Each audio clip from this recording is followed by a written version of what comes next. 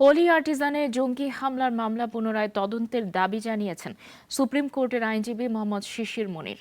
সকালে এফডিসিতে debate for ডেমোক্রেসির ছায়া সংসদে তিনি একথা বলেন। এ সময় ২১ আগস্ট গ্রেনেড হামলার বিচার তথ্য উপাত্ত ছাড়াই শুরু হয়েছিল বলেও দাবি করেন তিনি। এ সময় জঙ্গি ও ক্রসফায়ারে হত্যা তদন্তে কমিশন গঠনের দাবি জানান ডিবেট ফর ডেমোক্রেসির চেয়ারম্যান। প্রতিযোগিতায় পক্ষে ঢাকা কলেজ ও বিপক্ষে অংশ নেয় প্রাইম ইউনিভার্সিটি।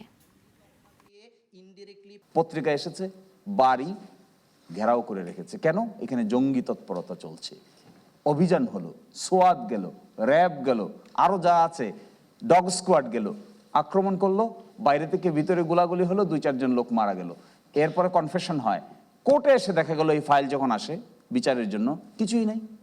বাংলাদেশের রাষ্ট্রকে যারা দিনের ভোট রাতে করেছে, যারা গুম করেছে, যারা খুন করেছে, যারা হত্যা করেছে, যারা ব্যাংকের টাকা লুট করেছে, যারা এই জঙ্গি কার্ডকে তকমা হিসেবে ব্যবহার করেছে, তারা বাংলাদেশের আর কোনোদিন এই দেশের মানুষ তাদেরকে আর কোনোদিন গ্রহণ করবে না।